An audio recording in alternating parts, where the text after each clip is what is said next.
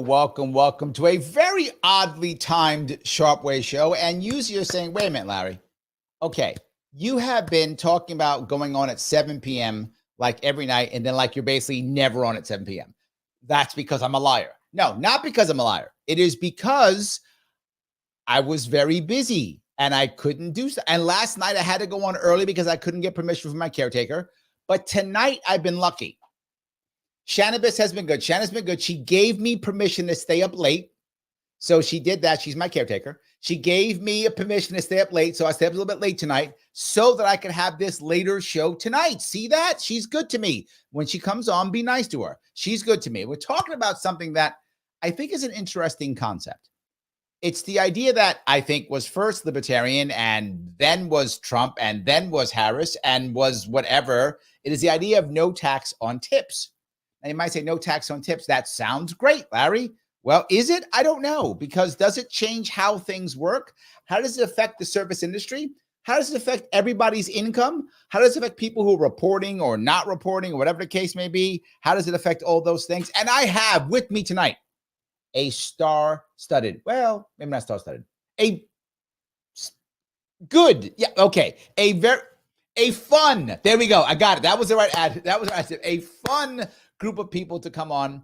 And weirdly enough, 2 returning champions. I don't usually have 2 returning champions. Usually I only have 1. This time I have 2. She is a wonderful activist, someone who has been on the show before. She cares about taxes on tipping. Yeah. And also Kennedy and also cannabis, the one and only Shannabis. How are you? Hi, Larry. How are you? I think you want us to defund farmer. You literally have a shirt that says so. Yeah, I know. See, right there. I had a feeling. There yeah. I love that. In addition, I have the man who's been on the show before, another returning champion. He is a DJ and an activist who's trying to bring freedom to New York. Why? It's crazy, but he's crazy like me. The man himself, Craig Miles. How are you, sir?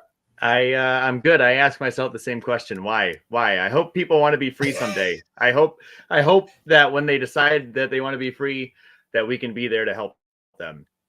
That would be so nice. And guys, you know it's going to be a good show. So you know what I'm going to ask you to do?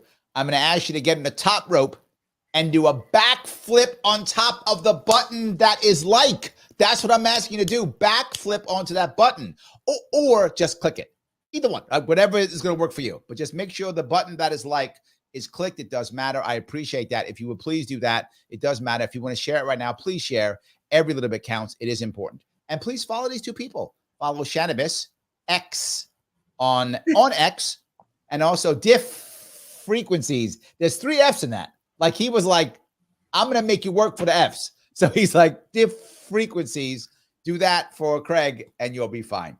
So let me ask the question. What most people don't understand is that tips are a big part of income tax. They're billions of dollars. There's some people who think there's somewhere, it's so vague, it's somewhere between $2 and $6 billion in unreported tips. Now you might go, wait a minute, Larry, you're a libertarian. Do you care about reported tips? No, but some people do. They care about people paying their fair share. And if there's between $2 and $6 billion in unreported tips, aren't these people not paying their fair share? And don't we want to get them to report it? Here's the thing with technology and everything swiping on cards the last 10 years, it's actually reported. It's usually 1099. So a lot of that income is tracked, let's say. Yes. Whether or not somebody files is a different story. But as long as you're doing that. So I mean, my biggest question, I think it's great, but there's a lot of industries that make tips. Right now, you can send me a tip on X. Now, you can send us tips on X. And does that fall under the category? I want to go one step further with this, right? When I look at that mindset, what about when people, and I mean, there's so many of them now, all the people who are literally, OnlyFans models, all the people who are exotic dancers, that's just cash tips. If you're a dancer, that's literally gobs of cash, right? If you're on OnlyFans, that's money going in whenever, tip this, tip that, whatever the case may be. Are those tips too? Well, as you know, but I did live that life for over 20 years. I was in hospitality. So, for over 20 years of my life, I was told that I was a tip maker. All I made Mm. was tips. I had to prove my income more so than somebody on a W-2. So, yeah, that is all tips. However, depending on what state you're in and you're talking cash, again, I go back to there are some states that you are 1099 on credit card money. Right. So if there's credit card transactions, because there's a trace, if somebody just walks up and hands you cash, is what you're talking about.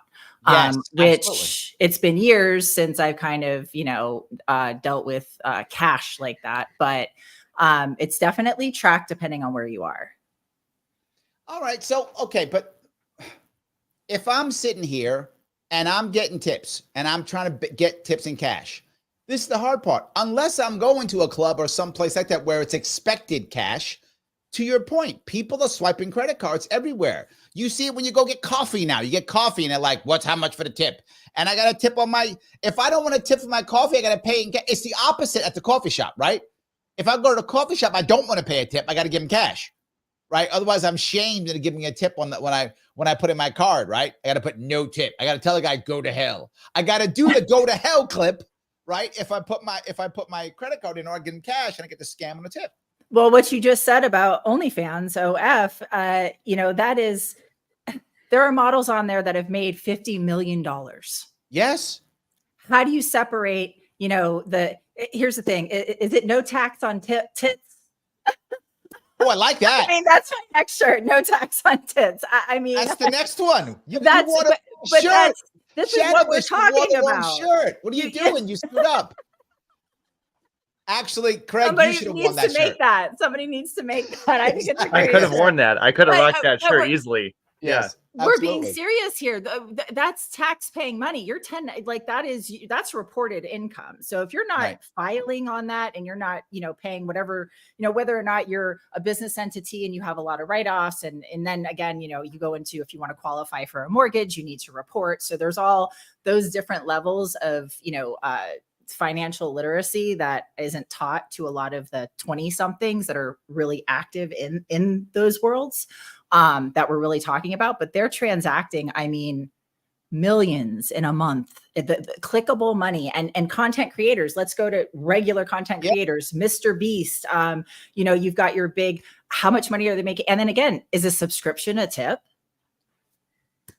Well, then the next piece becomes, since we're in the old school, right? Does that then say, since in theory, I'll go into sex work business, right? You're in the sex work business, you're officially paying for time, right? So whatever happens during that time is an agreement between you and someone else, but you are officially paying for time. So if I'm paying for time, does minimum wage kick in? Well, they actually have organizations that fight for that in these different worlds of the sex workers industries and all of the, because there's multiple levels of it, right? You could from feet pictures to, full on interaction. Oh, do tell. Keep going. But you said billions when we started. I would put it in the $1 trillion marker. Because I don't think that those numbers were allocated discussing what we're discussing right now. And this doubles that account. If you look at the traditional tip world industry, it was, entertainment all around. Just people on the street dancing around, getting cash. Either those are tips as well. So, and now again, you got famous people starting to make more money doing live streams. I want to go another piece though here. I'm moving towards that other piece because if I could do that, if there's no tax on tips, isn't everyone gonna move every single bit of dollar they can to being a tip, right? I'm gonna be like when I consult, I do make a substantial amount of money when I consult, right? And the government takes a lot of my goddamn money when I consult, and I mean a lot. Like it takes 40% of my dollars. If I make 10 grand, 4 grand goes to the government every single time I make money. That's the way it works. Yes, it's horrible. Well, I'll just say, just pay me $10 and tip me 9 grand, right? That's what I'll say. Tip me 9 grand and just pay me $1,000 and tip me 9 grand. And they'll take $400 instead of $4,000, right? I'll save 3,500 bucks. It's the same creative accounting that I think a lot of industries do on multiple levels. And that was the whole, I know that there was a lot of entertainers that did the whole, you write off your gift. You have your limit of your gifts, so you can utilize that tool. There's a lot of those creative accountings that, if a boyfriend wants to give you a $10,000 gift, I need one of those boyfriends. Right. I need one of them boyfriends. But I do. Not me, Larry. I need 3 of them. I like 3 of them. I don't know what I got to do. But boyfriends. I don't know if I want to do it. But when you get to those levels of some of those very intelligent, creative adult content creators, or any creator, tax on tits or not, you get into this network of just where they're, creating their business entities and actually doing the proper accounting through the proper channels. When you're getting to those amounts of money that you are, that is getting tracked, every year you're getting hit here. Yeah, you made this. I'm with you. But one of the reasons why I wanted Craig on is for another side of this, right?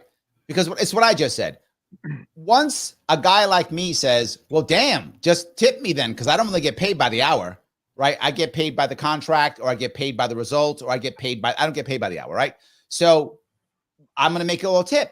Aren't farm workers and laborers, Craig, that people like that hire, aren't they going to want the same thing? Look, don't pay me, whatever, $200 a day. I don't want that. Pay me $20 a day and tip me $180, right? Aren't they going to do stuff like that? Well, I think what they will do is just say, forget the whole system and pay me cash under the table, because that's how that works. Okay. You're talking about that's the ultimate creative accounting. When you can just throw the whole thing out the window. It's not that creative, Craig. That's not very creative. Okay, maybe it's the ultimate workaround then. Yes, it is. Right. So get rid of all of the accounting. No, this is what I've been thinking this whole time you've been talking is, as with anything that the government does, there has to be a line somewhere, right? And you write laws, and this classifies this, and this classifies this, and well, what about this? Well, I don't know. It doesn't fit in a box. So it's whatever you say it is. So yeah, your fee, your $10 fee, and your $9,000 tip is legitimate according to the law. But if you look at that, you say, wait a minute, Larry, is that really how that works? So my point is, you have all of these systems and all of these laws that people can use or not use, or follow or not follow. And it really doesn't matter until you're in the crosshairs. And then all of a sudden, now you're like, you brought up my point, right? This is always my worry, that no tax on tips will actually be used by the government to go deeper into you. That no tax on, no joke with the OnlyFans, but that's okay. Do what you want. My point is, I think they will actually go deeper, because now they're going to say, wait a minute. Oh, Craig, it took you that long to get that joke? Come on. Yeah, that one, right away. That one. No, I missed that one. I was a little slow on that. Well, here's the thing, though. Here's the thing. That's my worry, right? So here's the concept of tipping was, originally an incentive. So I would say, to the farmland, why not use it as you do a very low base, which is what this was supposed to be. And per pound they produce, or per weight, or per sale, almost on a commission, but that could be implement a tip, So again, what's the line of a tip versus a commission as well? Yeah, but here comes a problem with that, right? I mean, while I get the concept, here is my worry. 2 parts. 1, government jumping in, but 2, black market. And what do I mean by that, right? If I want to go work on Craig's farm, and I'm just following his rules of just off the books, to hell with it, I'm going to tell Craig, pay me $200 a day. I'm going to bust my ass. You don't like it, I don't see you tomorrow. Right? Done. Craig pays $200 a day. He don't like me no more, or he loves me, keeps paying me $200 a day. Done. But when I go, give me $50 and then tip me if I do these things, and Craig goes, you suck, no tip. Now I'm coming back tomorrow with my boys and some baseball bats, and now we got problems, right? And Craig knows that, so he's got his boys and shotguns. So now we have a problem, right? That's my worry, is we are asking for black market. We're asking for worse black market. The advantage of the black market that right now is happening in farmland is everybody knows, and there is a culture that people understand. So even though it may be under the table $200, everyone knows Craig and I made $200 agreement. It's $200, right? There's no, we get if someone's cheating, right? It's clear. The rules are clear. If Craig gives me 180, he's cheating. But once we play the tip, well, now Craig didn't like how I was running today or whatever. And now he gives me 175. Well, now I'm pissed. Well, Now what we're if fighting. what if it works out better with the tip process? For instance, in a strip club, it was way more beneficial to go in there and just make tips because you get to work the hours that you wanted. You did your own schedule. You had the freedom of a 1099. You're your own entity, your own business. You had to follow the rules of regulation. It was renting office space, and you conducted sales, and you got, whatever you negotiated, all of that. And there was plenty times where, it was customary in private rooms to be upwards of $500 and $600 per hour for one single entertainer's time and entertainment. Now, I want to be now I don't see any business entity paying enough per hour, because again, your sales force, not all of your sales force produce like that. There was a time where the majority did. Hold on, I want to be clear on this. It doesn't always happen. I'm going back to what I just mentioned. In any given strip club, that's the culture. Like, everyone gets it. Everyone knows it, right? That's how it works. You pay X dollars. You get to do as you see, whatever that is, right? You're basically renting out the pole for a certain amount of time, right? You're basically doing that, right? Am I wrong?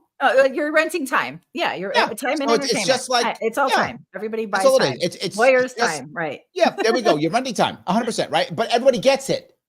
I'm saying this new no tax on tips is going to change cultures that haven't been that way. Again, there's a lot of black market stuff in the farmland, but everyone knows what that is. Like, they get it. X for Y. We know when we're leaving. We know when we're not. What if all of a sudden, right? I mean, now I usually leave the farm at, say, 4. I'm making that up, right? We all know that you leave the farm at 4. Well, I'm going to try to stay extra because I want Craig to tip me. So I stay till 6 or 7. And Craig goes, I didn't ask you to 7. Get the fuck out. Yeah. Well, now I'm mad at Craig. Now it's Craig's fault. Yeah. What you've done is you've created an incentive, right? Which is what the government does all the time. You've taken this thing that wasn't a thing, and now you've said, well, because of this wonderful whatever I'm trying to achieve, which may or may not be what they're trying to achieve, but that's what they say they want. Now they create the unintended consequences. So now you have the employer that wants to get around the whatever, or the employee.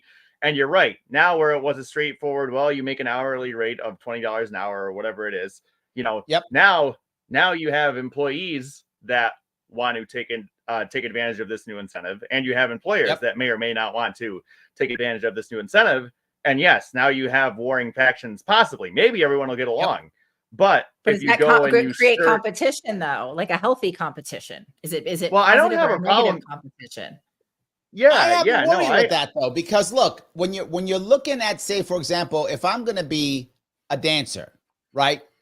To your point, Shanna, it's your business. It's you, how well you do. You make the cash. Generally speaking, except for some people I'm sure who spend a lot of money, it's not a team sport, right? It's generally speaking not a team sport, right? I'm sure there's some people who love to have team sports, but I think in general, it usually isn't a team sport. But when it comes to farming, it's very often a team sport. When it comes to hotels, it's very often a team sport. So now, do I then start competing against each other now? Do I actually make it to where I'm going to start fighting to pick more apples if I'm picking apples on a thing to fight the other guy so he can't get all the apples, right? Do I create that too? It's the capitalist I hit a nerve. Hunger Games situation that it's the capitalist dystopia Hunger Games situation that everyone always cries about, right? That see that, you have Craig? Why do you hate capitalism, Craig? Why do you hate capitalism, Craig? I love capitalism. I love America. I do not like the government. I do not.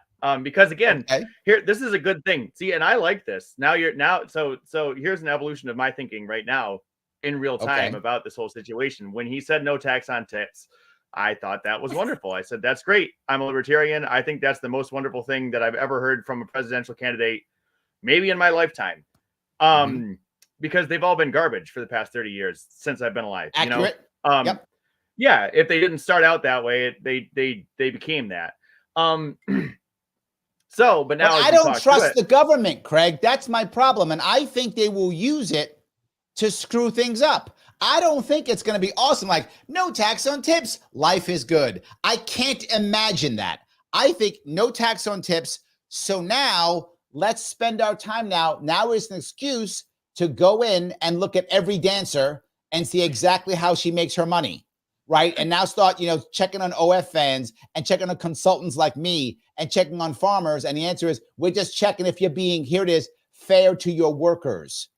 Right? Are you being fair to your workers?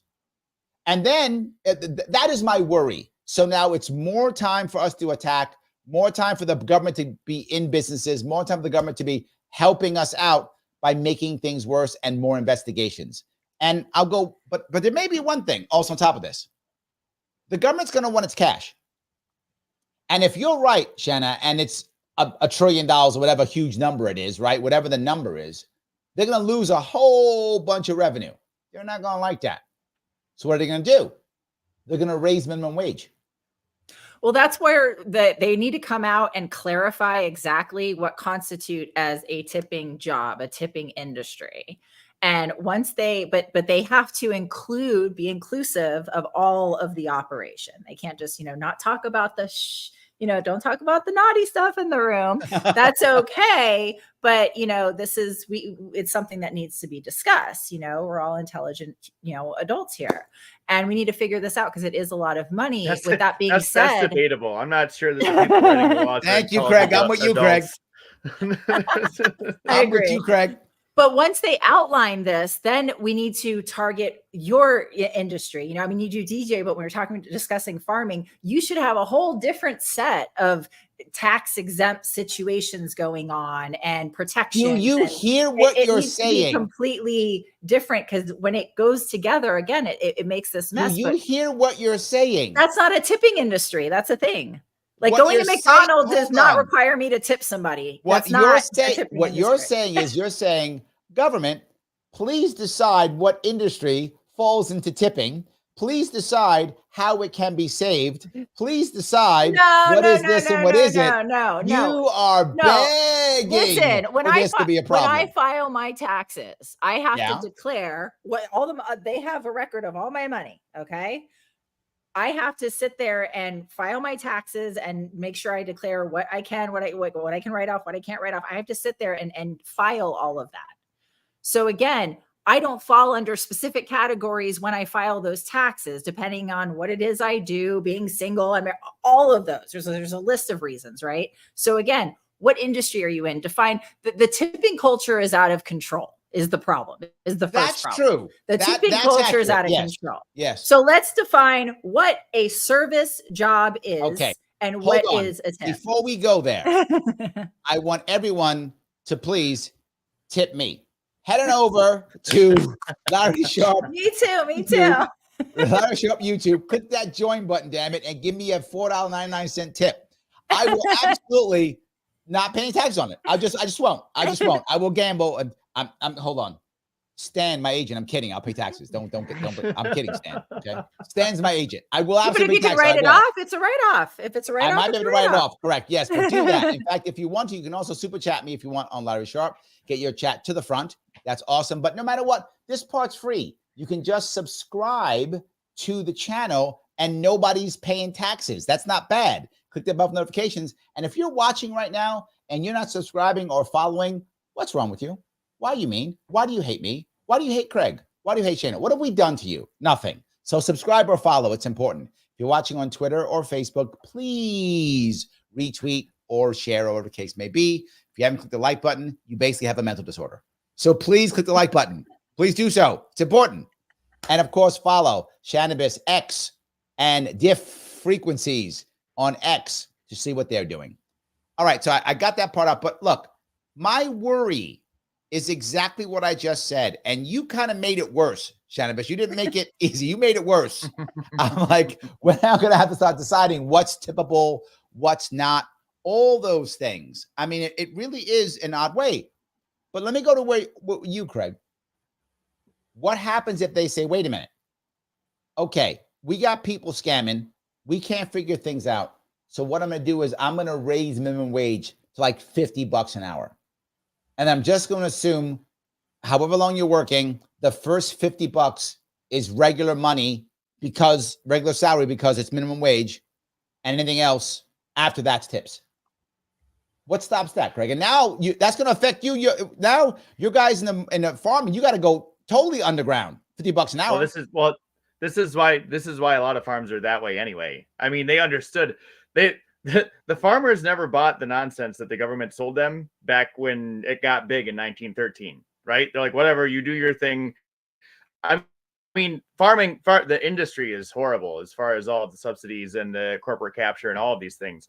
But with the seed companies and the chemical companies and all of these, that you can't grow the seeds without the chemicals, and so the government has its fingers deep in the agricultural industry. But if you're talking about individual farms, as you get down into the small family farms and stuff like that, yeah, they're still doing most things. They're not accounting for all these little bitty things. They've got 5 kids and they work on the farm, or they've hired some undocumented immigrants. And in whatever case, they're not worried about minimum wage laws or about mandatory time and a half for overtime or any of these things, because it doesn't fit the industry. That's not how it works. You could go, your cows, if you're on a dairy farm, you can't do what you need to do in 8 hours, or if a pipe bursts, you can't go and clock in and be like, well, now I'm paid, now I'm at time and a half, this happened after 7 o'clock. So, and Kathy Hochul here in New York came 4 or 5 years ago and made all of these new laws about minimum wage requirements and workers' comp and all these things that didn't used to apply to family farms, but now do. And in the end, you just end up corporatizing everything, because now the mom and pop farms, they can't compete. And now the multinational Bill Gates Agribusiness Association can come in and buy everybody out that all the regulations put out of business. And they're more than happy to comply with all of that nonsense, because they probably 100%. Wrote it in the first place. Absolutely. I completely agree. Wow. So let me get a couple of comments if I could. The AC says, will private equity be able to reflect their pay as being tips? And I'm going to give you a thing that a lot of people don't know. When it comes to the private sector like this and finance like this, their salaries relative to how much money they make is actually relatively low. There are a lot of people who are heavy hitters in the finance industry who make $2 million a year, but their salary is only $200,000 a year. It's all on bonus. So they actually get $200,000 a year is still a great salary. I'm just saying, but compared to how much they make.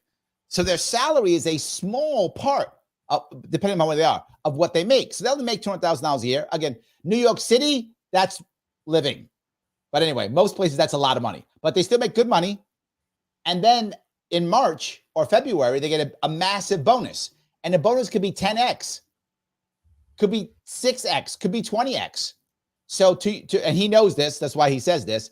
You don't count, you make $200,000 a year, but you count $2 million that you got as a bonus. You count that as a tip. That's just a tip. They tipped $2 million this year. That's a hell of a tip. But they tip you for $2 million. So he's only going to pay tax down with $200,000. If I'm in finance, that's what I do. I mean, am I wrong here? I don't think you're wrong at all.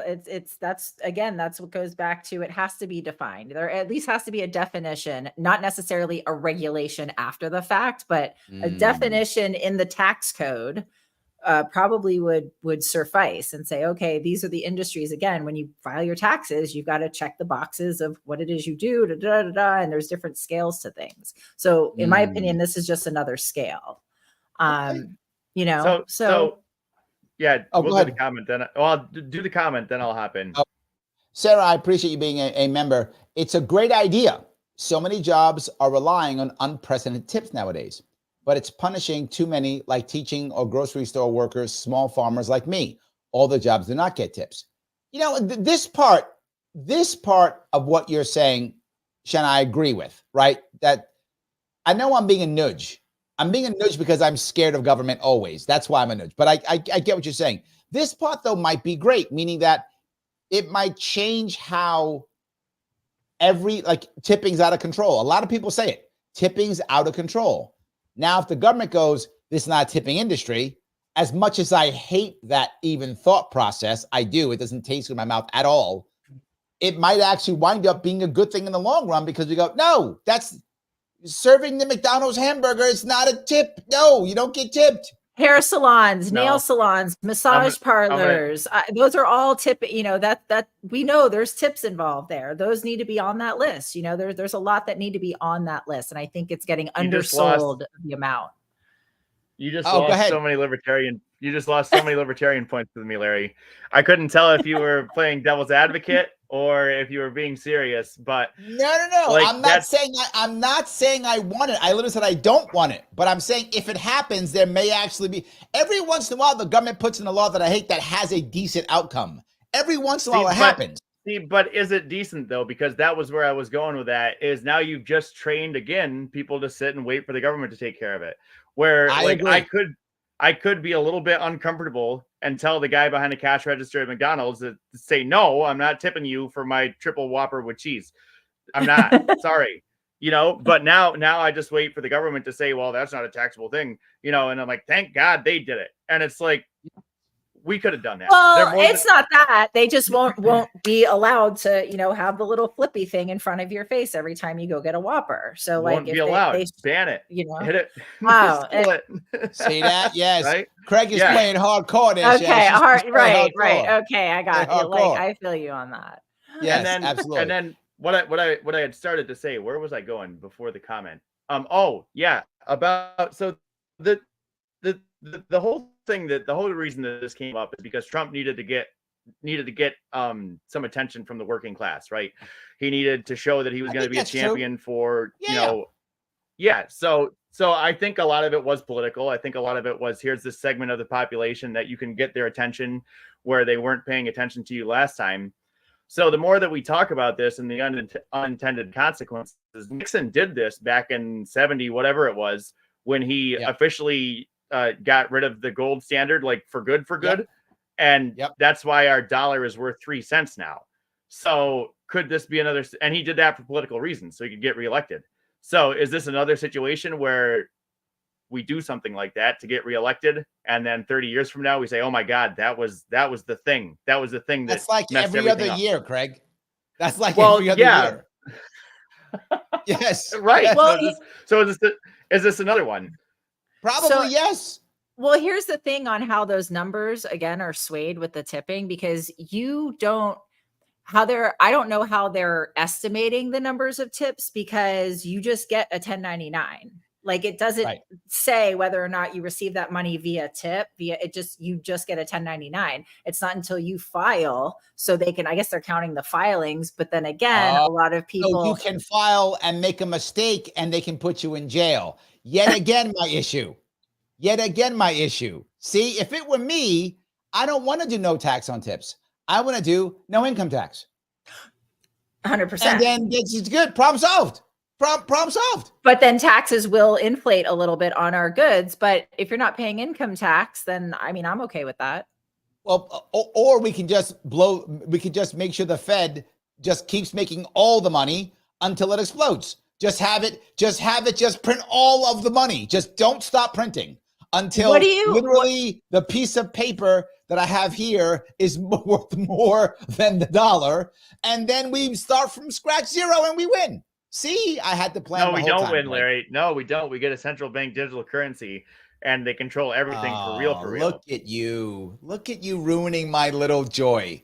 I had some joy here, Craig, and you just had to ruin it. All right. So what do you guys think? What do you guys think about the 10% cap that Trump is saying now about capping credit cards at 10% credit card interest? It's the Fed. How can you do that? Okay. Look, I'm going to be clear. I understand the precedent behind it. I do. And there are countries that believe that, right? There are countries that believe in, we've had a precedent even in most countries that a certain amount is considered usury and is bad and is wrong and evil, right? That's a cultural issue. And I do think that culturally, I get it. And maybe we should, to Craig's point, maybe as a culture, we should say like, look, over X percent is just wrong and we don't accept it. But my worry is once you cap it, what's going to wind up. It's same thing that happened in when it came to payday loans, right? They tried to stop payday loans, and they said we don't want to do the payday loans in many poor communities. And I understand it; it makes a lot of sense, but they didn't give the people any other option. So what winds up happening? They go to loan sharks.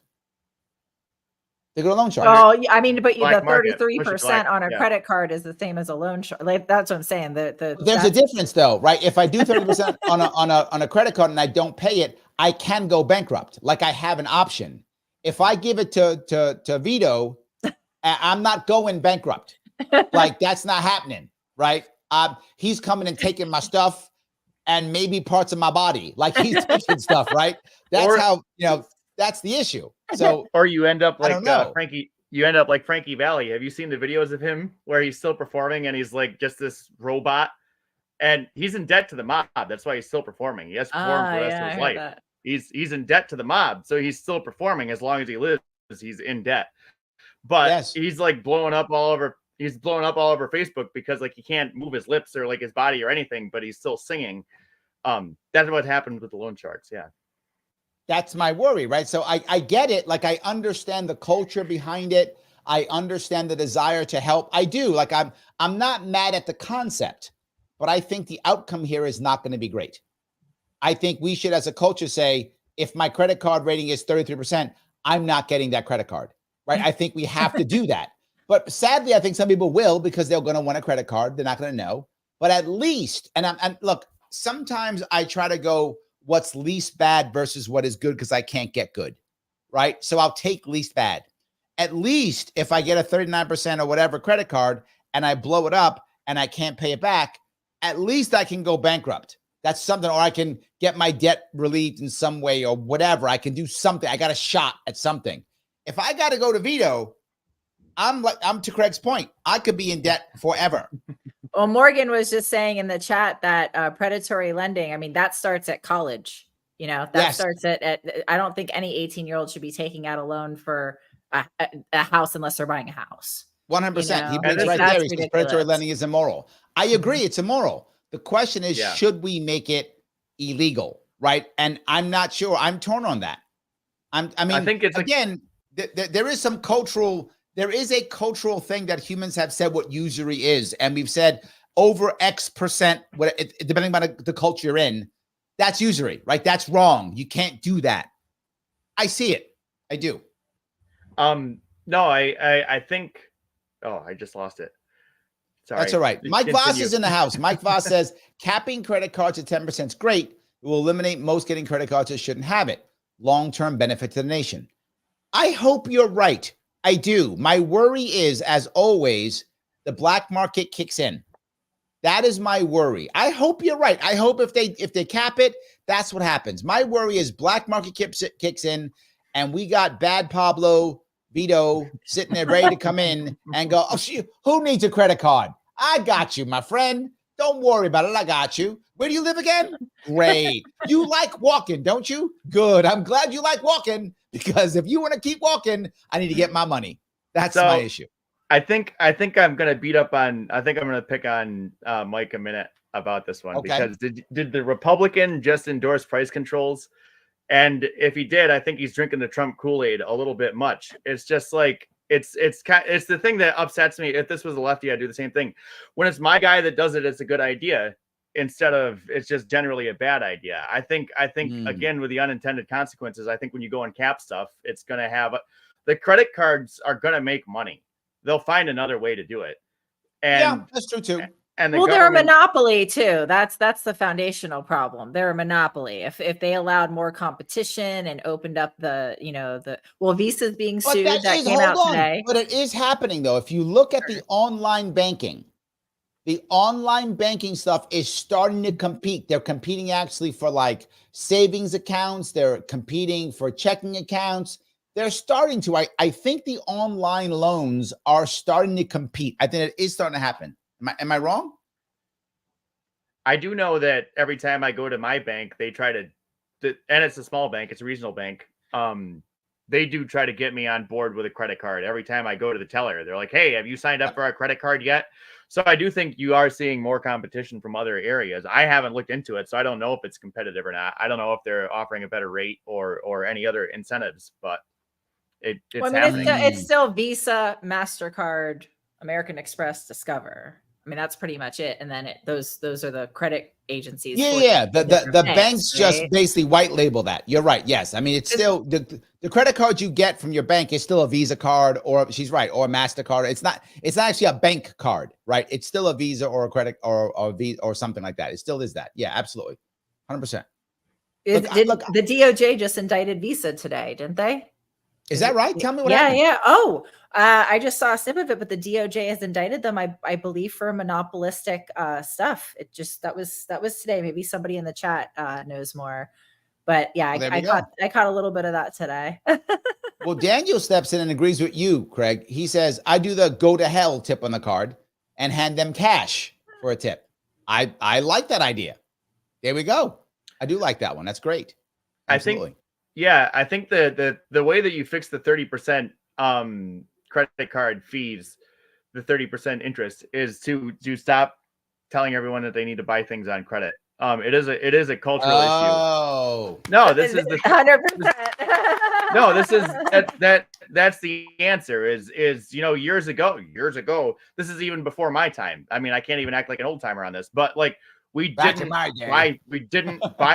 buy stuff that we needed. That we didn't buy stuff with money that we didn't have. We saved up money and then we went and bought stuff. But now it's just you got to buy this, you got to buy that, you got to keep up with the Joneses, you got to do all this stuff, and you put it all on a credit card. And now I've got 5 credit cards, and now I can't dig myself out of a hole. Whereas if you filled the hole first and took the money out of it to buy the stuff you needed, then there's no chance of falling into the hole. But that's not where we're at as a society. Well, we're conditioned to be told we have to grow our credit too. Between the college and the growing of the oh, you got to get a credit card to get good credit, blah blah blah, to buy stuff. By default, like, okay, well, by default, they're teaching us you have to spend money that you don't have to exist in the system. Yeah, it's nonsense. Yes, you have to have a credit card to rent a car, a credit card to get a hotel room. You need a credit card for everything. You don't have a credit card? What's wrong with you? Something's wrong with you. I agree. Yes, it's terrible. The AC says, since I worked in restaurants for 20 years, I always tip well.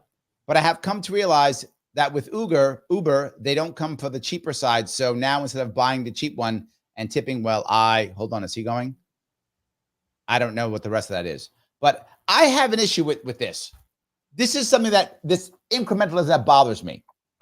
I used to take Uber because I didn't want a freaking tip. I didn't want to deal with the taxi, right? So I just took the Uber because the price was in it, and that was it. I was done. Now I got a tip. This is off topic, but the same concept.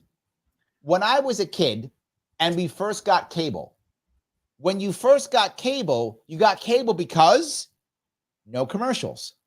You paid for it. So there was no commercials on cable. Now there's as many commercials on cable than there is on regular TV. It's the same thing. There's no difference. Remember Amazon Prime? Used to be no commercials.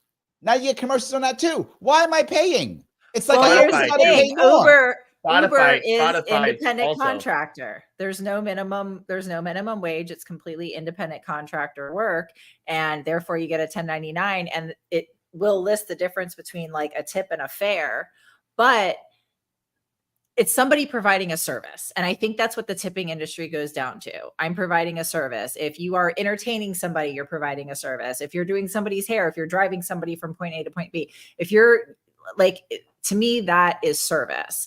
When you're walking up to a counter and paying for something and somebody's literally paid by the hour to sit there and hand you a bag of food or flip a burger, then no, that's not a service. They're getting paid to do that for you.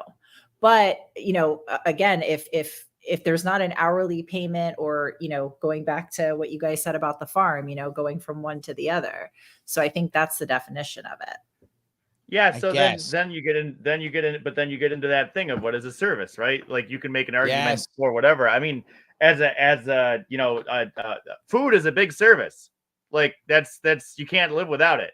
So I'm not advocating to tip your farmer, although there are there's all these fair trade things and stuff for like chocolates and stuff like that to make sure that the people in Africa or down in South America or whatever are being paid fairly. And like, so that is almost a form of tipping because people are willing to pay more for it. Or I've subscribed to CSA, Community Supported Agriculture, in the past, where you pay, you pay a monthly whatever, and they give you a box of food.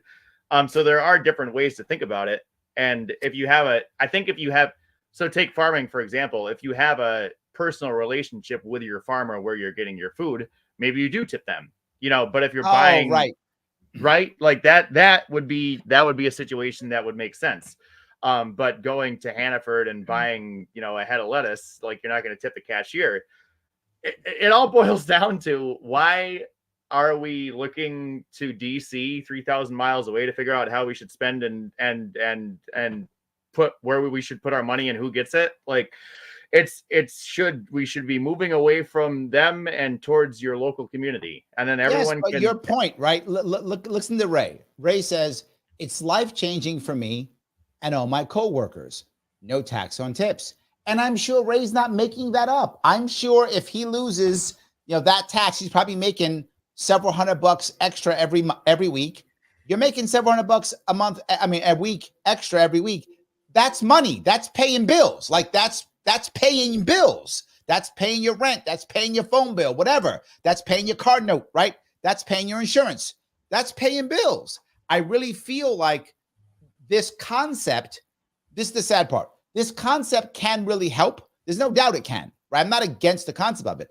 My worry is twofold. What you said, Craig, which is Trump, or now Harris is now on it, right? It was libertarian, whoever's on it, is doing it just because I care about, the working class when they don't, right? That will be one worry I'd have.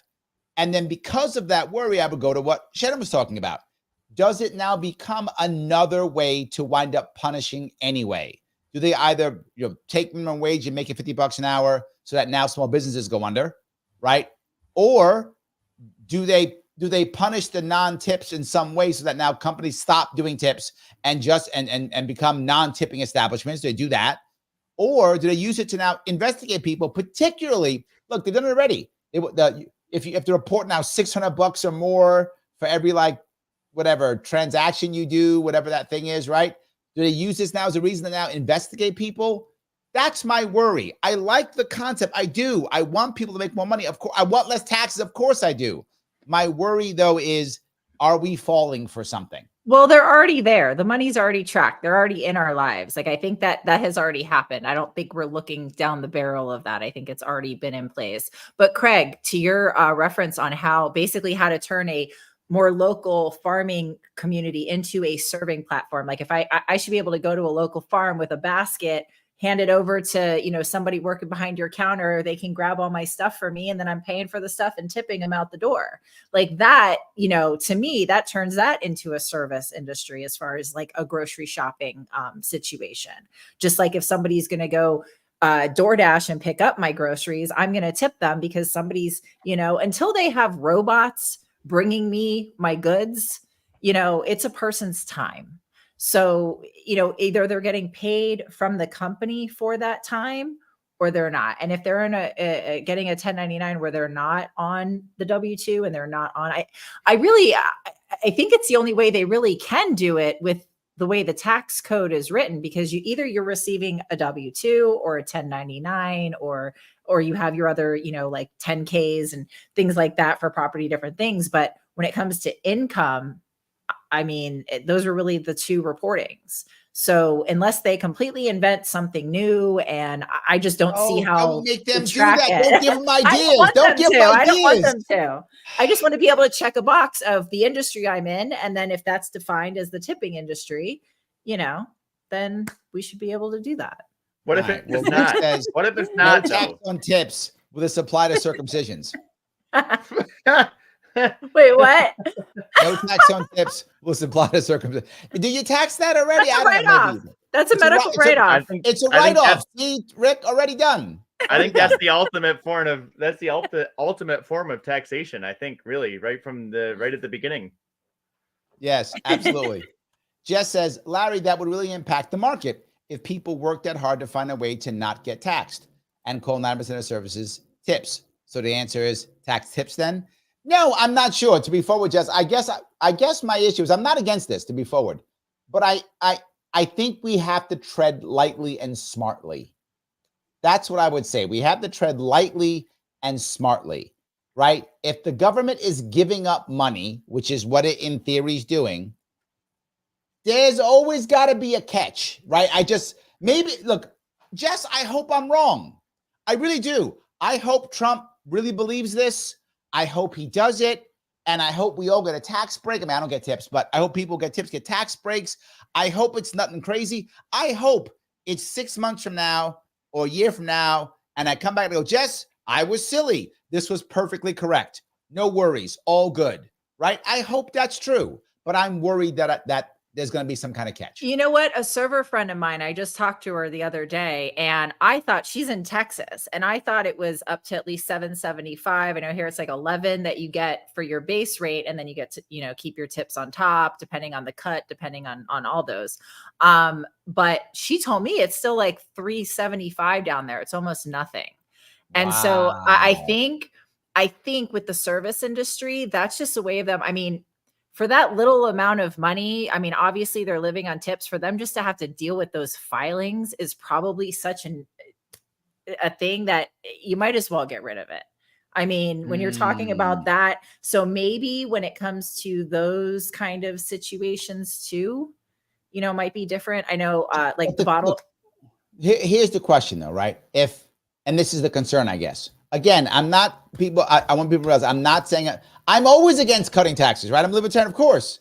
It sounds too good to be true, which is why I think there's something behind that I'm missing, right? It just sounds too good, right? No tax on Social Security is the other thing he's talking about, right? No tax on tips, no tax on Social Security. I love both of those, yes. But then how are you getting your money? Like, where's the thing, right? Where's the thing that it comes back to smack us?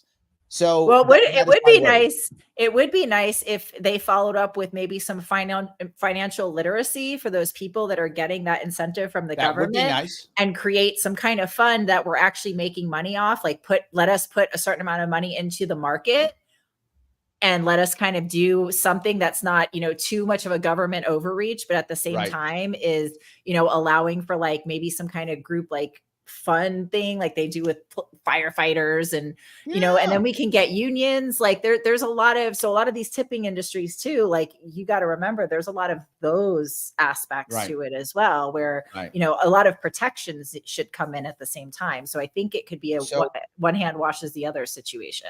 Let me grab a new member. Pinkerbell, a new member. Thank you, Pinkerbell. It's because of your shirt. She told me. Oh, thank you. Because of your shirt. That's why she did it. Yeah, she wasn't going to do it. Oh, that shirt's cool. Yeah. I'll become a member. Thank you. Guys, if you want to become a member, you can. Just if you want to, click. If you're on Larry Sharpe YouTube, you can head on over there and become a member. It's $49 per month. It allows me to do more of this and less work because I was busting my rump today. I had a lot of work today, which is why I couldn't go on until later because I had a whole lot of people I had to deal with. If you want to super chat me, you can always. It goes right to the front for those who are waiting. You can subscribe, please. That's free. Click that bell for notifications. You can share wherever you're watching, and you can always hip check the button that is like. Never forget that. But no matter what you do, please follow these people. Please follow the lovely and talented Shana on Shannabis X on X, and the also lovely and talented Craig on Diff Frequencies. That's 3 Fs. Make sure you get all 3 in there. You get 2, you don't know. It's got to be 3. 3 Fs. Or something's wrong with you. So do 3 Fs. It does matter. Or you're effed. Do 3 Fs or you're effed. That is right. Exactly right. Yes. Craig. Oh, wait. I'm going to get in some cannabis right now. We're going to get in some hemp. What do you know about hemp? And what do you know about hemp? Have you heard that if you grow it with crops, apparently it helps like regenerate soil? Have you heard? He's going to know the answer to this question. Hemp is great. Hemp is great, and it's illegal in New York in every which way. And it's not illegal. It's just impossible to make money at it. They legalized it, and so I actually looked into this because it is great. It would be you can use it for a bunch of different things. Use it as a cash crop, cover crop, rotate it, intercrop it, do whatever you want with it.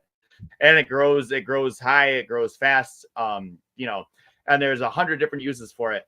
every day there's more uses. And so if you, first of all, if you want to get it, you have to have this was the process 5 years ago or something like that. You have to send the state, this is if you want to grow, you have to send a state like a plan for your security. Like I'm going to have a chain link fence around it and all of these dogs to guard it and stuff like this. And this is for hemp, not cannabis. This is for hemp. Right. Right. So the problem is the legislatures. Yeah, no, the problem is the legislatures have educated wrong. They don't have anything separate. It's all a disaster, guys, because the government got involved. That's my entire point. Yeah. Well, because the majority of it doesn't make money immediately. And they've been all told this lie of like, oh my God, you're going to make so much money just growing hemp. And like, no, it's a trial. Yeah. It's like, we have to use it for the environment. They would make money immediately if the government would get out of the way. They would make money immediately. Yes. No, that's the answer, because all that had to do with growing hemp. That's not even processing it. If you want to process it, you have to have a whole separate license and do this to process it. So everybody got on the bandwagon like 5 years ago. They were going to grow hemp. And I watched hemp fields around here just die. They planted them. They grew up. You could smell them. They smelled like pot all over the place. And then they just laid there, and they brush hogged them 2 years later because they'd been sitting there waiting to sell it because they said they were going to make a bunch of money, and they didn't because there was nowhere to sell it. So in 17, 18, and 19, I advocated for laboratory testing. So here's the thing. Hemp is not an extraction, sell to people commodity. It's not. Cannabis is. THC is. High potent female plants are. The male seeds that are meant to grow on property, like what you're talking about, is meant to grow for what you said initially. It's not meant to be CBD. CBD is one of the biggest counterfeit scams on the planet. That's a whole other show. But anywho, I hear you, and I heard, and it's disgusting about how the legislature is being told all this stuff and they don't actually understand the difference between cannabis and hemp. They really don't. It's literally most people don't. Take that and apply it to everything that the government does. And that's literally the problem, is because they're writing the laws and they have no idea what they're writing laws about. Correct. And the actual answer is just let it be grown as a plant and let the farmers figure it out. And they'll be fine. The farmers will absolutely figure it out. They will know when to grow the hemp and to sell the hemp and the CBD. I don't have to worry about that at all. They will figure it out. I don't know any of this stuff. I don't have to know any of this stuff because the farmers will figure it out. I can just go, hey, farmers, be farmers, please. That's all I have to do, and I can walk away. And if you cheat people, I'm going to come hammer you. Don't cheat people, and we'll be good. And that's what government should do. Anyway, let me grab a quick super chat if I could. Lunatic Libertarian, thank you for the $5, my friend. Imagine human cooperation for the prosperity of humanity without the fear of theft, regulations, malice, intentional detriment, greed, and fear are the problem. Well, yes, but. Let me put a but on this one. Yes, but.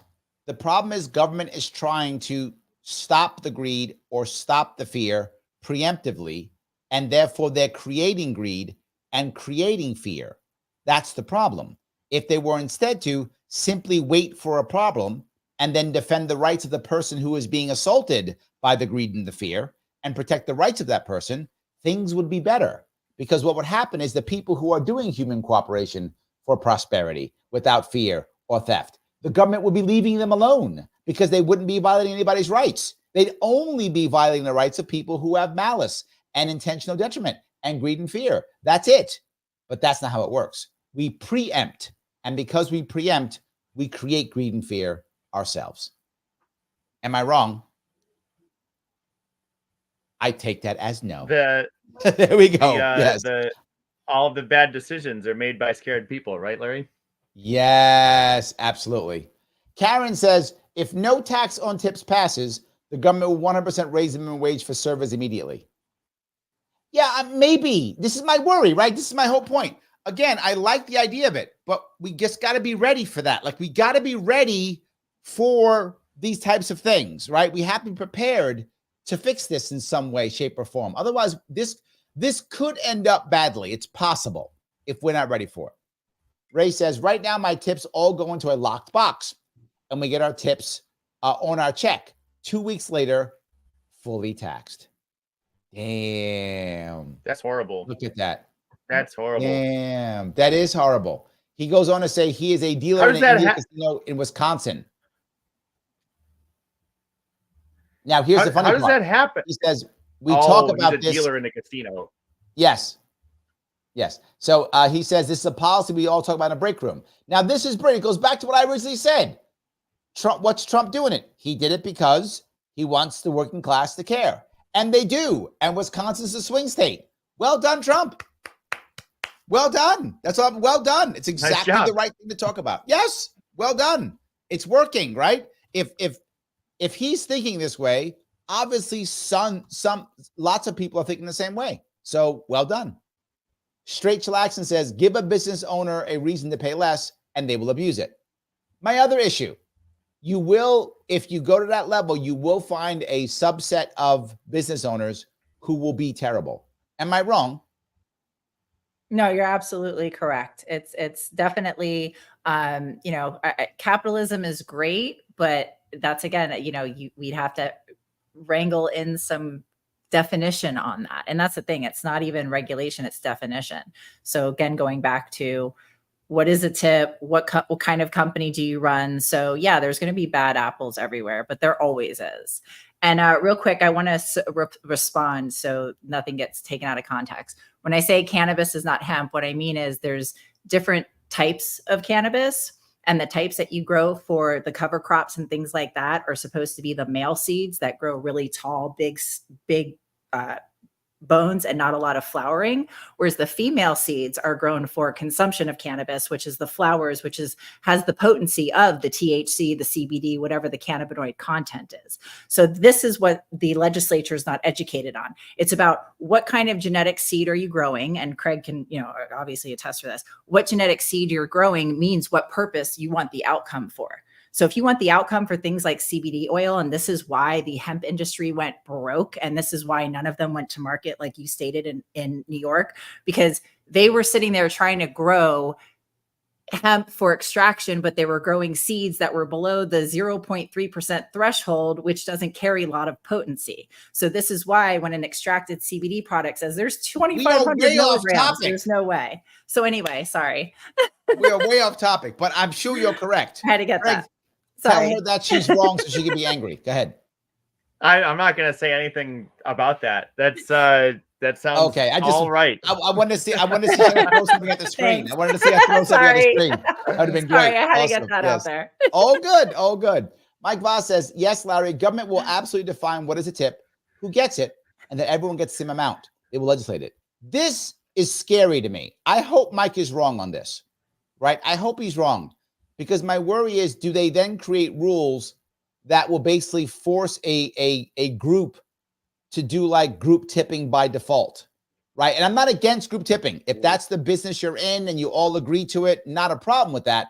I have a problem with government forcing that type of issue where, oh, no, everyone has to, like the guy just talked about with everything going to a lockbox and then everybody getting the right tips and then all getting taxed. That is my concern, that Mike is right. I hope he's wrong, but I worry he may be right. Are you worried about that?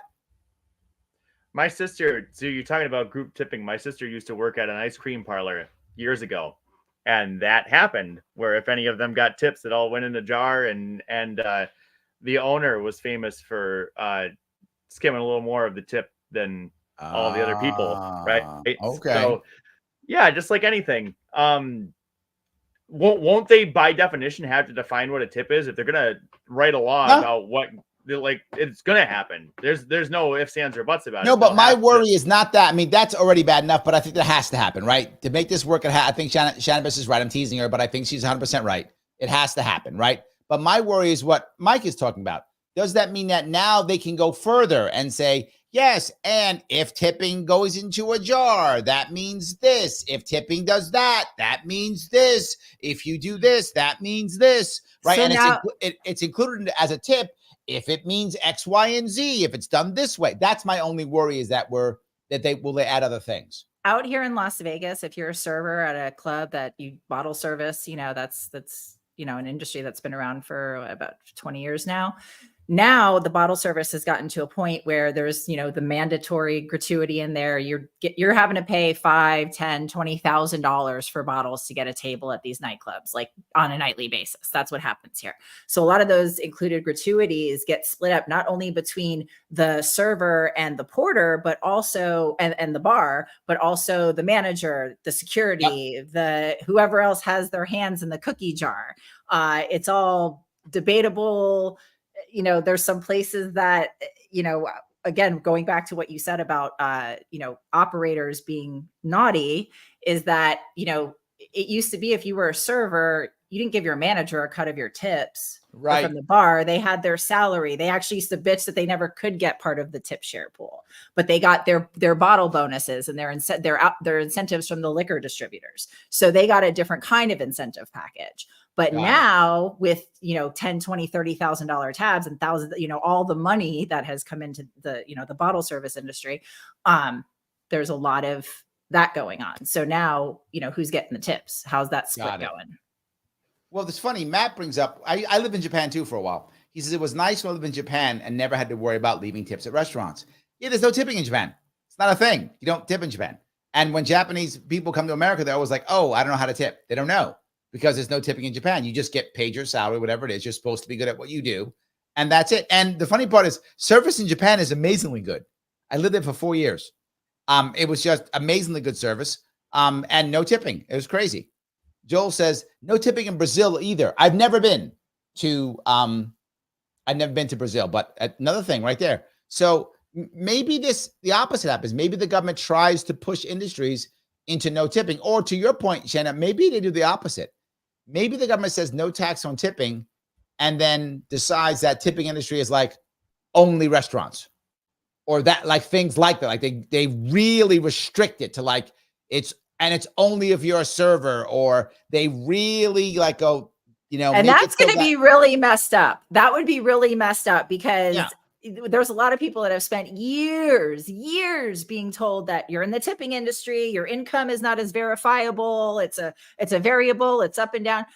It's kind of like, Bobby Kennedy living in New York, paying taxes in New York, being a resident and still being able to be kicked off the ballot. Like you can't tell people for 20, 40, 50 years that they're in a tipping class and then turn around and when you're going to do something to benefit them, be like, oh no, never mind. Yeah, especially when it says tip. Right. Yes. Ray goes on. Ray's very busy tonight. Ray, this is your issue here. I like it. I'm glad you're here. He says, I used to drive pizza 20 years ago, all cash. Now my buddy works at the same spot. He says it's 90% credit card tips right now. And the government is coming after every related to the credit card. Yeah. So, you're right. It's a valid point, right? If all they would do, the government would do is go, okay, credit card tips, no tax. That might be better if they just did something like that, right? I'm making this up, but that kind of thing might even be better. So I guess my worry is I just want to make sure that it doesn't go too far. I hope I'm wrong. I hope I'm being, Debbie Downer for nothing. I really do. Well, I'd like to actually see the regulation. I'd like to actually see, like, is there a draft anywhere of like what the regulation's going to look like? Or, I assume they're drafting that now, but I mean, it'd be nice to. No. They don't do it till next. Okay, first off, to be very forward, they don't. No congressperson drafts legislation. It's not a thing. So they just say whatever they want. Yeah, and then some think tank decides how to put it together with all the cool people getting paid and getting their cuts. And then that becomes a 4,000-page law that is no tax on tips. That also, by the way, includes $100 billion to country X, $25 billion to country Y, and that's the no tax on tips law. That's how that works, right? In reality. Yeah, I wish they did. If you notice, candidates don't have policy teams. They don't. They have communication teams. They don't have policy teams. It's not a thing. Mike says they will not raise the minimum wage because that will close more businesses and make more people poor. CBO has studied this 4 times, 2018. All data confirms artificial minimum wage jumps up massively bad. California right now. As if they give a shit about any of that, Mike. Like they care about closing small business. They don't care. Yeah. They don't care. They don't care. He lives in New York. He lives in New York City. And all of the businesses were put under during COVID in the past 5 years. Yes. Like they're gone. 100%. They're not. Yes. Absolutely. Yes. Absolutely. Yeah. No way. No way. No way. Ray says, damn it, Larry. I hope you was just playing devil's advocate. I kind of am, but I'm kind of not. Like, if this happens, I think it'll probably be a good thing. And I'm not against it. As I said, my worry is to what Mike brought up earlier in one of his comments. He said the devil's in the details. That is my concern. The devil's in the details. Are they going to somehow, screw somebody over? And can we go out of our way to stop them up front, right? Can we be open and see it coming and stop them before it actually happens? That's my issue. I just don't want to think that. I don't want to feel so good as, oh my God, the government actually loves me, right? So how do they actually do this? Because I'm new to politics and government, and how do they do this, Larry? What they will do is some think tank will write a law. That's what will actually happen. It won't be the actual people. And it will be funded by Applebee's and all of those corporations that have tipped employees. Yes. Big something will probably fund it. Whatever the big thing is. That's big food. Is that big banking for finance people? Whatever, big right? Hotel. There'll be something like that. Big hotels, right? Yes, big, oh my God, hospitality, something will fund it, guaranteed. And they'll make some kind of law that says, yes, here is what it is. They'll all also lobby for it. They'll lobby for it, right?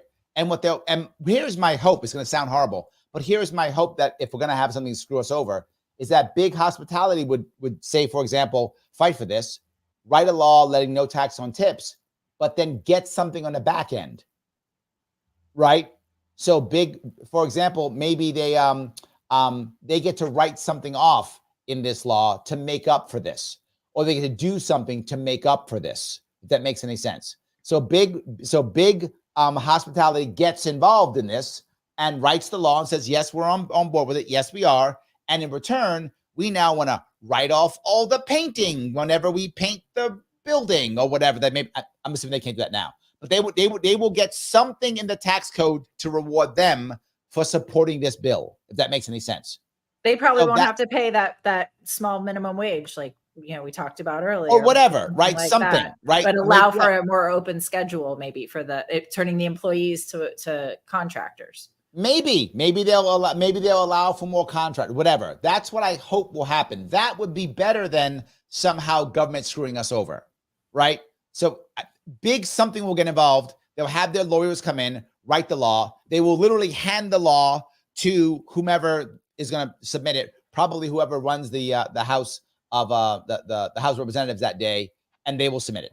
That's how it will work. No one will read it except maybe like Rand Paul or Thomas Massey. Those they might. No one else will read it. Their leaders will tell them to vote on it or not, and that's how it'll be passed. Well, doesn't Thomas Massey already have don't they already have a bill on the desk right now for it? Oh, maybe no tax on tips. I think guys like Thomas Massey actually write laws, but no one else does. Like he does. Yes, but his law will go nowhere until the appropriated person who says it's okay hands it up. How it works in the current Congress, we don't know this. You don't get to submit laws. It's not how it works. Because of the party system, whoever is the Speaker of the House, they decide what gets voted on. That is utterly and totally unconstitutional, undemocratic, utterly wrong, and nobody cares. But that's how it works. So if Hakeem Jeffries says, we're not voting on it, we're not voting on it. Period. We're not voting on it. And it doesn't get voted on. So you can't pass a bill. That's why they wait till the end of the year with the omnibus bill with all the stuff in it, because he wouldn't let any of those bills get passed. That's why you have to have a massive one at the end. That's why they do it. So that's my point. When the think tank that whoever is the House of Representative Speaker, whatever they listen to, when that tank gives them the bill, that's the bill that'll come across the table.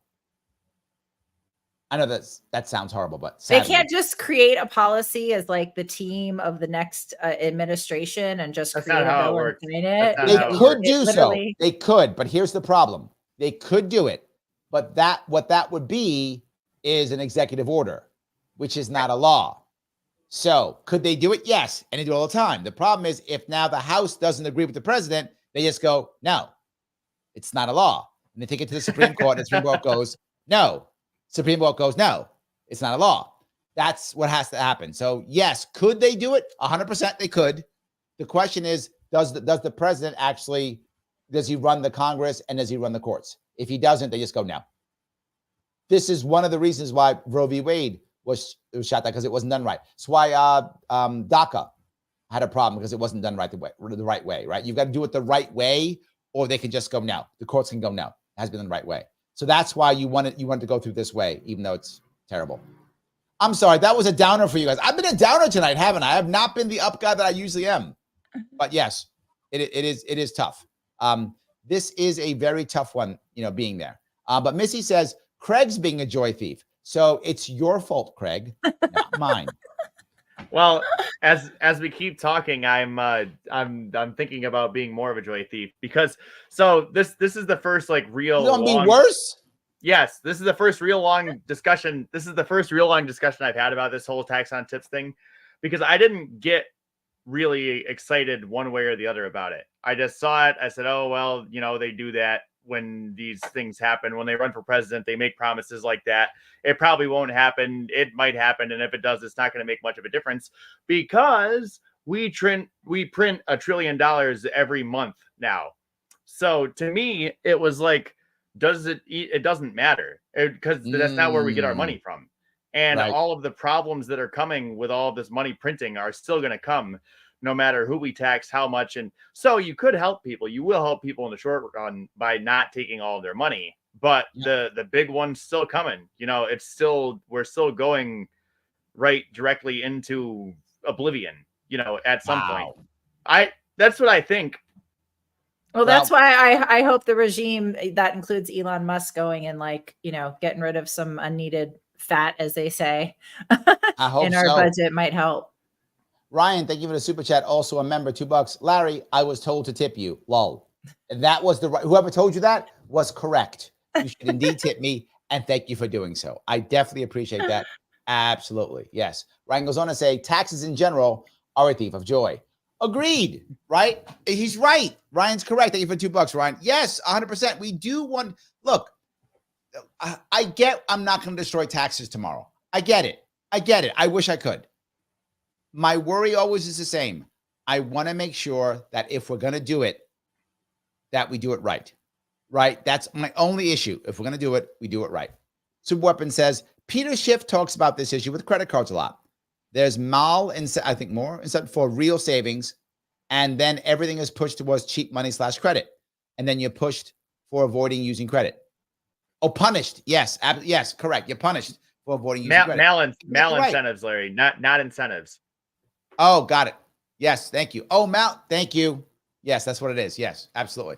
But yeah, I think he's right. This is the whole point, where they're trying to make us use credit. They're trying to make us use credit cards, not just because it keeps us in debt, but because it gets us spending more, and we are a consumer economy. And also, credit cards, they count everything you're doing. So when you make a mistake, they can put you in jail, right? Credit cards allow people to go to jail. It's documentation, 100%. That's the whole point. Am I wrong? You guys are like, yes, I guess. No, that's how they No, got you're Al right. There we go. That's how they got Al Capone. They didn't get him for killing all those people or doing whatever he did. That's they got him because he didn't pay his taxes the right way. Absolutely. Lunatic, thank you for $2, says money is a control system. Taxes are a subsystem.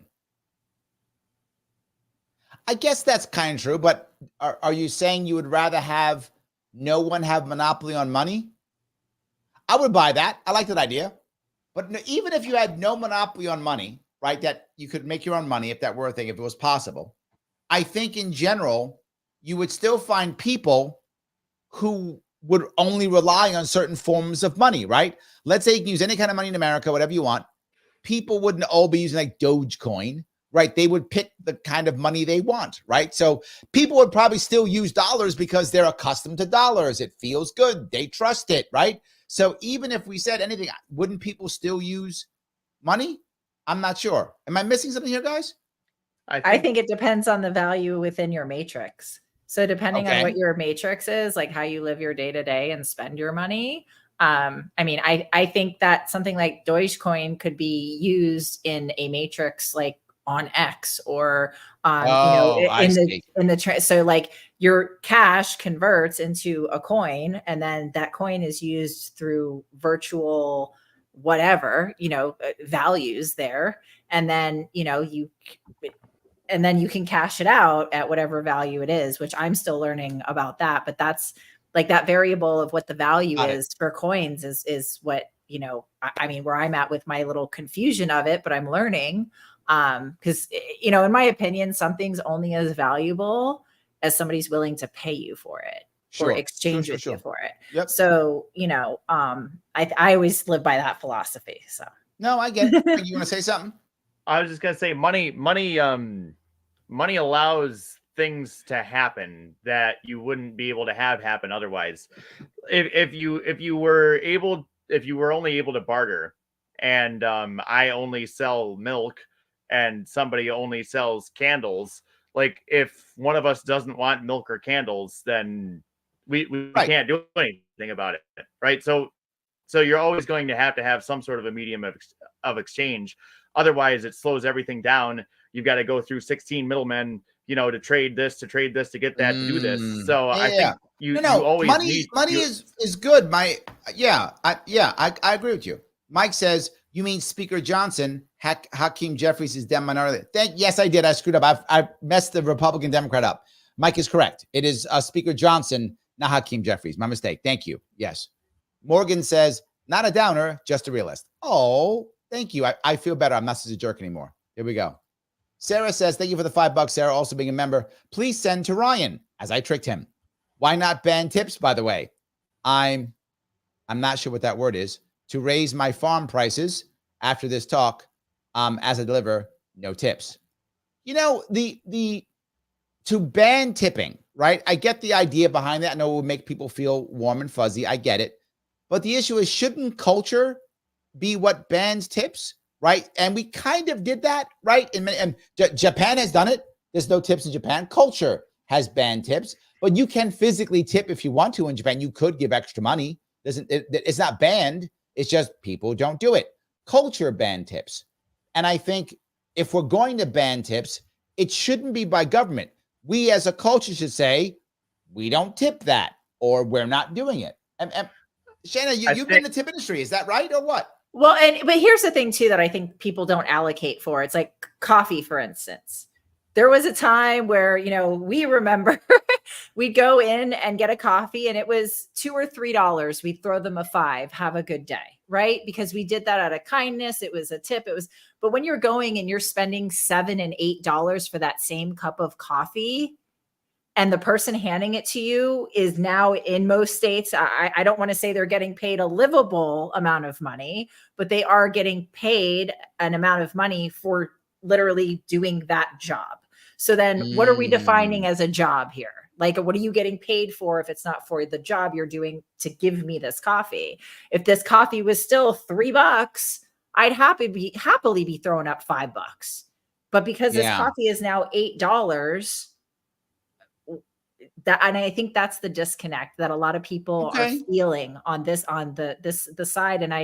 And I don't think that's being allocated for enough. If you're expecting, but again, I'm still going to go back to this though. I think culture has to decide this, right? Our culture decides this is tippable, this is not. I don't want government deciding that, but there's my tip thing, right? That literally there's my tip thing, right? If when government gets in, government's going to decide what's tippable and what's not. What's a tippable? Well, and here you've got, I just went to a pool party out in Las Vegas, and I was, get my bottle of water, and the guy next to me was ordering, and we were talking, and he was like, yeah, I paid $60 for a tequila drink.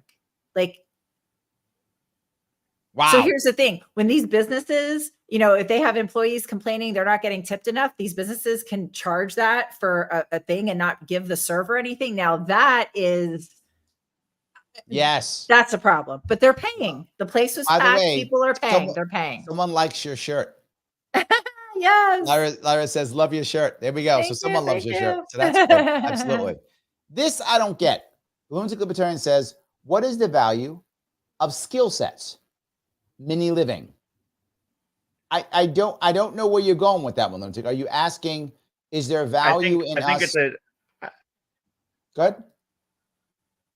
I think it's in response to the bar thing, right? Coming down, like everybody's got a skill, everybody can trade their skill, everybody can. Got it. Right? And then you're right, yeah, that sort of a thing. I think the value is that I think everyone should try to cultivate a little of that. I think it's a mix, like you always say, Larry. I mean, whatever. Don't have anything against big business or medium-sized business or anything like that, but you need the small stuff. You need a community. You need people that are able to go and fix your like you can't always call a plumber at 3 a.m. So maybe Uncle Bob, who knows how to do plumbing, would be handy to have around. And it's really, I mean, in the homesteading community, they talk about that stuff, about resiliency and building a resilient community and, making sure that you have connections between your neighbors and that who can help with this and they know that you can help with this. And I think that's what that comment had to do with. As a single woman, one of the top priorities, if I were to pick a mate, was they need to know I should not have to call a plumber. I should not have to call, you need to build my fence. Like if you can't use a hammer and nails and no. What if they're super rich and they can just buy this stuff because you guys that works too. It's got to be one or the other. Gotcha. Okay. So super rich or that. Yes. But but even a super rich guy, I want him fixing some stuff. No, there needs to be humility there. Sorry. I had a billionaire hooked up, ready to go date you, and now I'm gonna tell him no. Well, you know what? Sorry. He'll learn how to use a hammer and nails. Ooh, I like that. Okay, so I'll still set you up. Oh, good. Yes, you were right, Craig. Lunatic says you're 100% correct. Guys, I want to grab a couple more. Before I do that, Shannabis, tell everybody what you're doing. Me? Oh, I'm hanging out in my living room. No, I love it.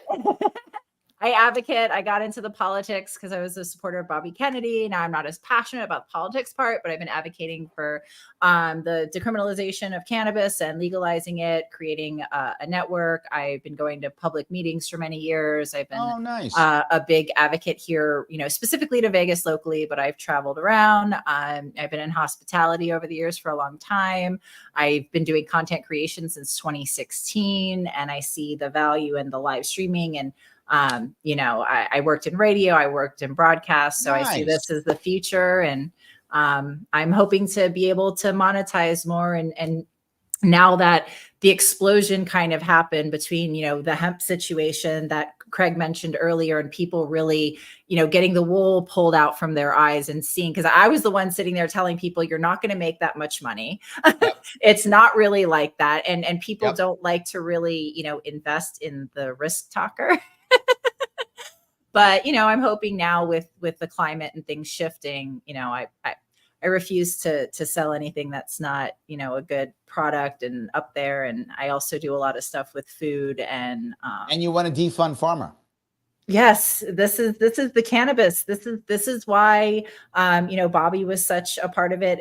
Before COVID happened, I knew a lot about the way drugs were, or lack of study of potential natural holistic remedies and herbs and things like that, and the way the FDA and the CDC worked or didn't work. And that's what really got me into the political side. So now with cannabis and the endocannabinoid system and all this education that has been lost to big business pipe dreams, hopefully there can be some kind of happy medium coming as federal kicks in, and it needs to. So Craig, tell me what you're doing.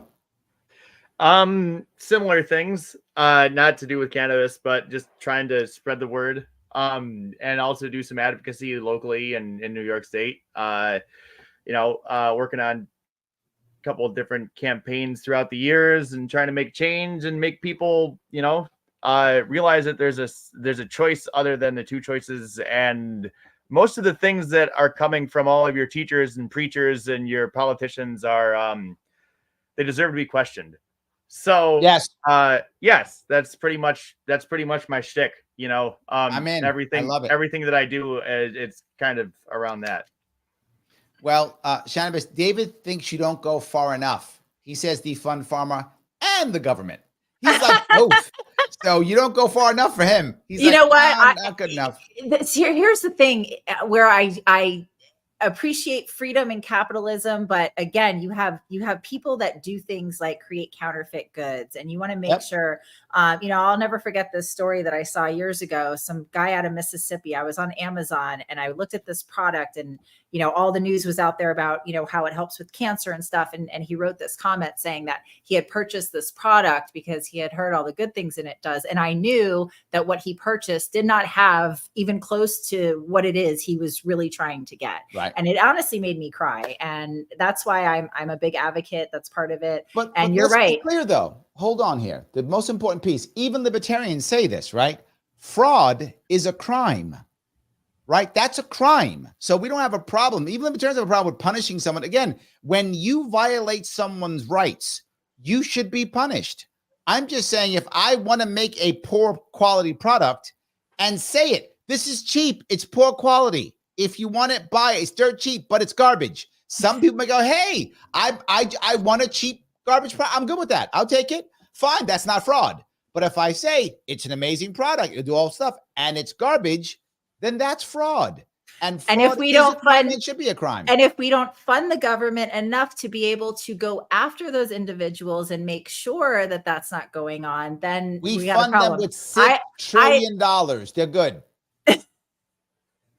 Well, I'm just saying we need to fund government. Like the government needs some funding, but they don't need to be reaching in our pocketbook. We need firefighters. We need police. We need slight regulation, not overreach. Slight regulation. Look, there's absolutely some people who would say no government tomorrow. I'm not that person. I don't think Craig is that person. I think we're about, let's get down to as low as we possibly can, as fast as we possibly can. I think most libertarians would agree with that in general. And I don't want to watch the shows libertarians, but I think the people who do, many of them are. And I think that's where my head is. I'm not someone who goes tomorrow, get rid of government, because the world, the amount of disruption would be insane if we did that. But my point is, we have plenty of money right now to make sure people aren't defrauded, and people aren't robbed, and people aren't killed, and people aren't beaten up. These are all crimes. You should absolutely punish that, but you shouldn't be punished because you have a plant in your pocket, or you shouldn't be punished because someone doesn't like the contract you made with somebody. I mean, that's my problem that I have. I'm sorry, Craig. Go ahead and yell how wrong I am. Well, no, I'm gonna go ahead and say that as you were listing all of those things, I said, this sounds like all of the things that the government does really well. Defraud, kill, yes, do all these, right? Yeah, and we fund them to do that. So if we could just fund them to not do that. Yeah, if we just say, okay, look in the mirror, what you see yourself do. When you see us do that, stop it. That would be it. Yeah. Well, that's why we need. And stop it yourself. Also, don't do that. And stop it yourself. Yes, exactly. And that's why we need Bobby Kennedy going in there and firing everybody and reassessing where. You're right. We do have the money, but how is that money being spent? It's not being spent properly because it's not going to the right things. So all of that, I can't believe that I found out that like they don't actually like ever take anything off the budget. Why would they? Yeah, like they've never stopped funding any programs ever. That's somebody's job. Why would you stop? That's somebody's job. That's insanity. Okay. Government is a massive jobs program. That's what it is. So yes, let me grab another one if I could. $2. Thank you, Ryan. I'm all about defunding pharma. Boy, you gotta look at you. I gotta give a shout out to Rebecca Goodwin. I saw her wearing one. I was like, where did you get that shirt? She sent me the link. I hit it up. It was awesome. I'll make sure that the link, I'll post that link when we're done here underneath the show. If you guys want to get it, comes in a different, there we go. Different colors. I love it. Grace is like, I'm wrong. She's like, no government tomorrow. Yeah. Ryan goes further. He goes, no government ever. Okay. I'm wrong. I'm getting a mutiny in my people here. They're like, no. I like being able to phone a police officer if I need help. Like, you know what I mean? Like David's with you. David says minarchism works for me. He's with you. Yeah. You got some friends there too. There we go. What is it called? Minarchism? Okay. Yes, minarchism. Is that what it's called? Yes, minarchism. Yes. Okay. That's what you're talking about. Ryan says some anarchy is not necessarily a bad thing.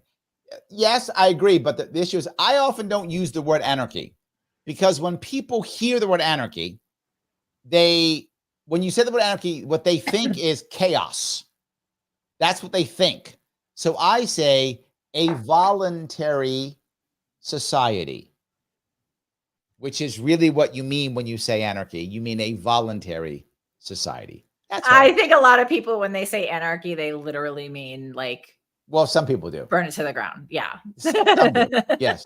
Yes. Straight Jackson says chaos equals innovation. Oh my God. Okay. They're all falling. Guys, I'm asking you one more thing if I can. Please, if you haven't liked it yet, like it right now if you could. If you're watching on anything like Twitter or Facebook, please share it. If you haven't subscribed to the channels, please subscribe.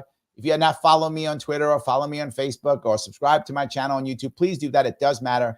Thank you so much for the super chats, of course. And those of you want to keep me doing this more and more and not being so damn late like I was tonight, you can instead become a member, which helps, right? Please do that. It's $4.99 per month. Click that join, if you would, on YouTube to make that happen. It helps tremendously. Also, please follow these two lovely people. The details are in the description in YouTube and on Facebook. Shannabis X and Diff Frequencies, also both on X. Follow them both. You're going to make me change that. You're going to make me change that. I know. I just like it. It's funny giving you hell. I love it. It's amazing.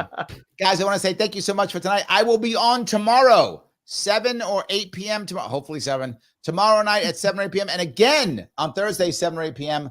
I may not be on Friday because I may be heading down to DC for a bit, but I will be definitely on tomorrow and Thursday.